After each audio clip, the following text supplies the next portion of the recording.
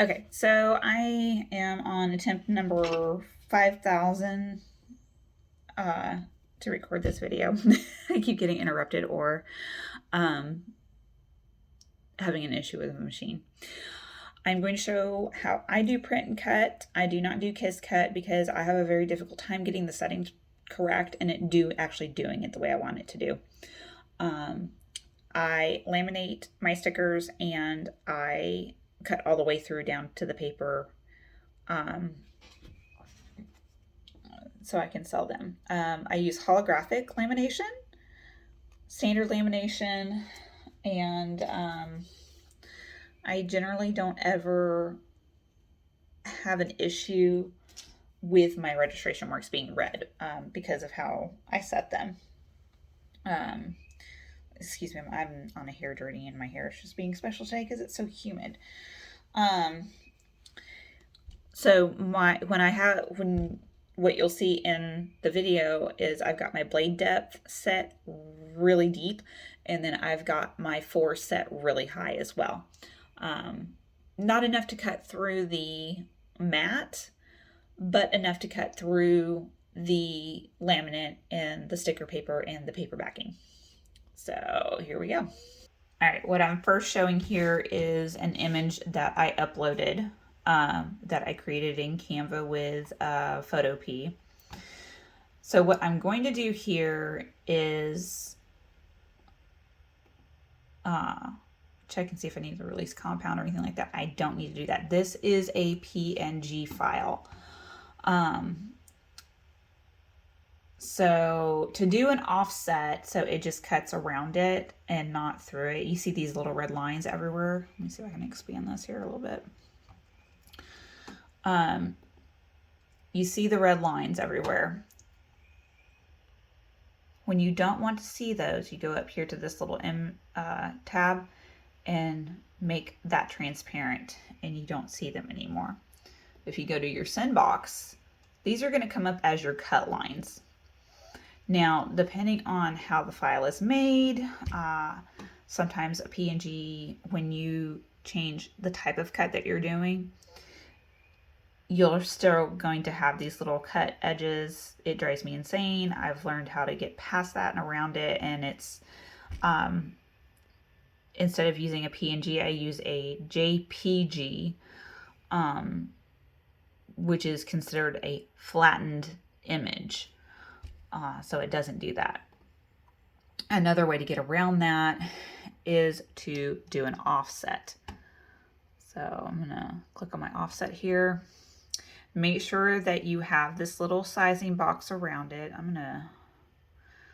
Let's see, what do I got this? Oh, and also, so you know, each one of these squares is true to size for an actual inch.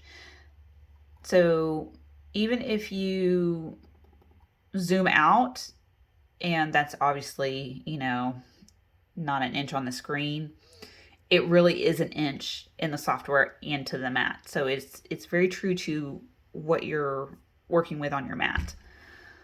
A lot of times I will count the squares to help myself align everything. All right, so like I said, offset. Click on that here. And then you're going to see all these lines show up. Okay. Let me actually get a little bit bigger in the image here real quick. That way we can actually see what I'm doing. All right. Like I said, I'm going to click on the offset. And then you're going to have all these cut lines. Now, as you're doing that, you can go in here and adjust your cut line and make them bigger so you have a larger border around your sticker, or make the cut lines come in closer. And then what you're going to do is, because now these are two separate images, okay? And when you do something that you're like, oh shoot, I didn't want to do that. If you're working PC, Control Z. Don't ask me about Mac. I don't know. I don't use Microsoft or Apple Apple products at all. So now that you've got those two images, what I do is I group them together. So they're a solid image. Okay. So then you're going to go over here and you see you've got, that in there. Now you're still going to have these inline cut files, which is fine. That's something particular to this design. If you're wanting to make multiple stickers of your design, I'm going to show you how to do that real quick. So you've got your design, right? You want to go and shrink it down to where it fits the size. Say we're going to do a 3 by 3. So there's 3 squares this way, 3 squares up. It's all kosher. All right. You're going to go over here to your panel, your side panel, and you're going to click on Page Setup. Then you are going to go to the registration marks page, turn your registration marks on. Now you have your registration marks on.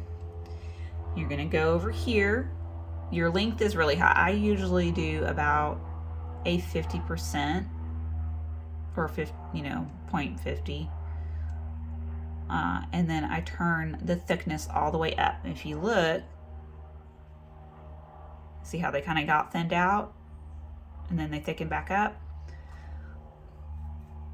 That's what helps the reader, the laser on the reader, read what you're trying to cut. There's also your inset. So watch the red line very carefully. I'm going to bring it down and the inset got bigger or smaller. It's closer to the edge. You can do it all the way down, and this is as far as it goes. I usually, again, I keep it about middle or medium. You're going to go back to your page setup panel. You're going to make sure that your machine is checked off. You're going to make sure that you're using what type of feed type, which is manual. So it means you hit the little button and it's not the auto feeder for the print and cut machine, because now we have an auto sheet feeder. Then you're going to pick your cutting mat size. That has a lot to do with things. I have a Portrait 3 and I have a Cameo Pro. I don't have the in-between sizes, the 12-inch and the 15-inch cutting mats. I only have the 8x12 and the 24x24. And then you're going to come down to custom size. Generally, you're going to want letter size, depending on what you're doing. Now, here's something else that is extremely important, in my opinion, to know and learn when you are using this method of print and cut. I'm going to bring this up here so you can see it. Okay, so you see your lines here.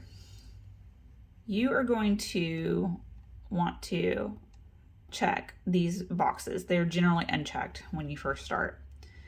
Show your print border. That's this line down here. Show your cut border, which is your red line. I like to keep my cut border, which is the height that you're messing with right here,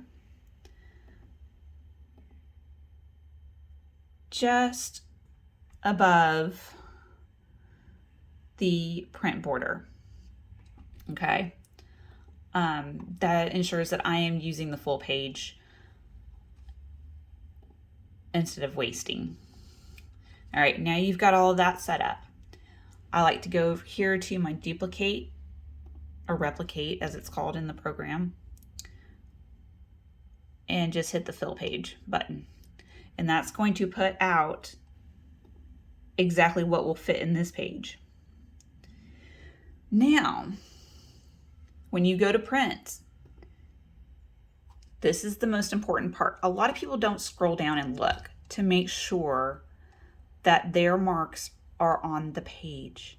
Scroll down and make sure, because if you don't and it prints out wrong, you're kind of shooting yourself in the foot and wasting product.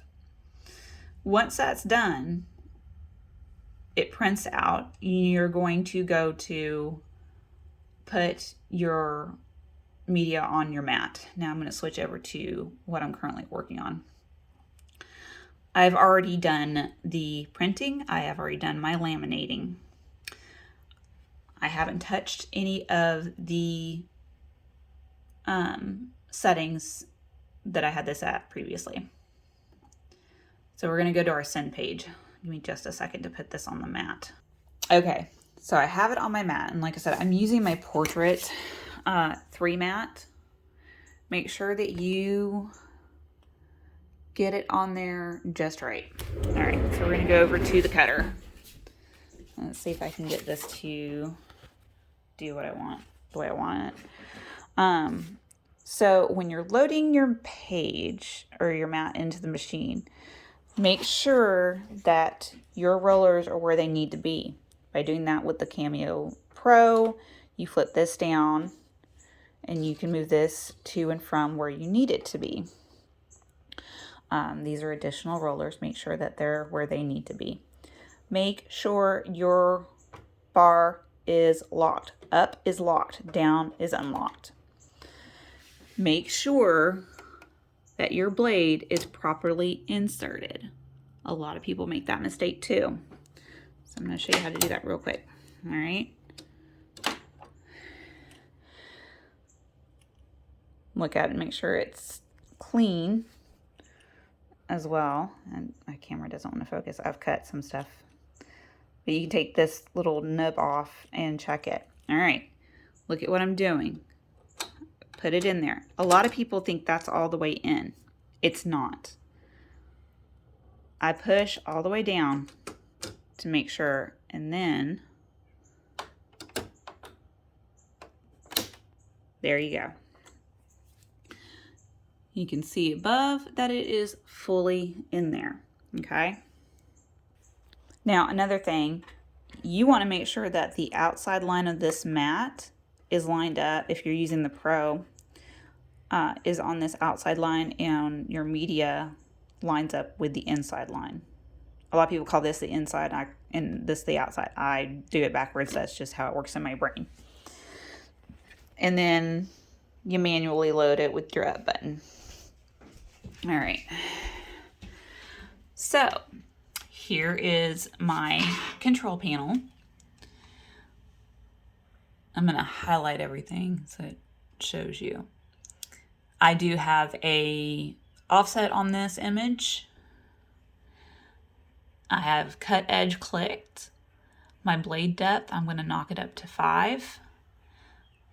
My force is 29, which is fine. My speed is 4. I keep it between 3 and 5. I'm not going to do 2 passes today. I generally do, but I'm not going to today. And then I'm going to scroll down here. This is another important thing. Picking your media for the cutter itself. I know there's a lot of the pick media in the other part of the video, but this is probably one of the other major things that a lot of people get wrong. I'm going to pick holographic paper. That's going to knock up my force to 33. I'm going to knock it back down. Everything is set how I want it, and we're going to send.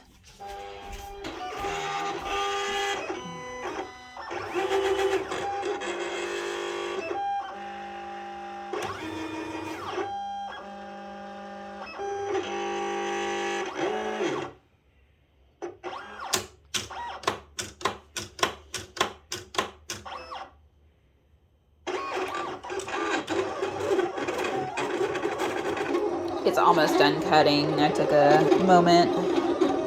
Let's see if you can see here where the cut line is going.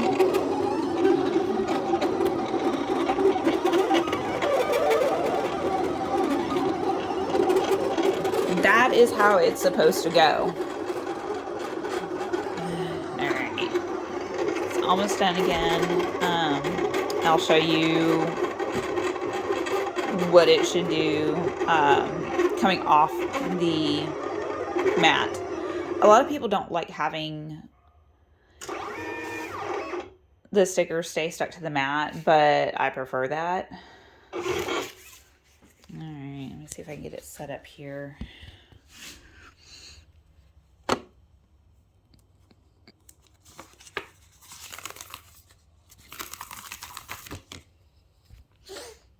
Ta-da! And then you want to roll it off the mat.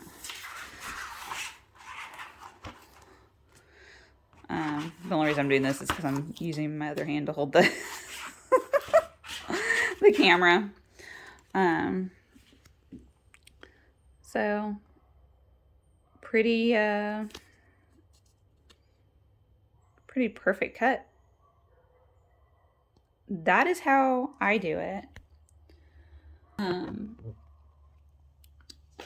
Please let me know if this was simple to follow. I hope I get too detailed sometimes because I hyperfixate on what I'm actually saying versus what I'm trying to show people. Lovely neurodivergent brain that I have. But that's how all of that should work from my personal experience over the years. You can see where I have cut the living hell out of this mat too.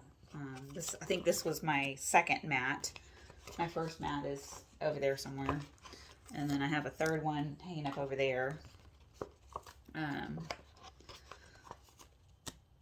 yeah, that's how I do print and cut stickers. I hope this helps you guys.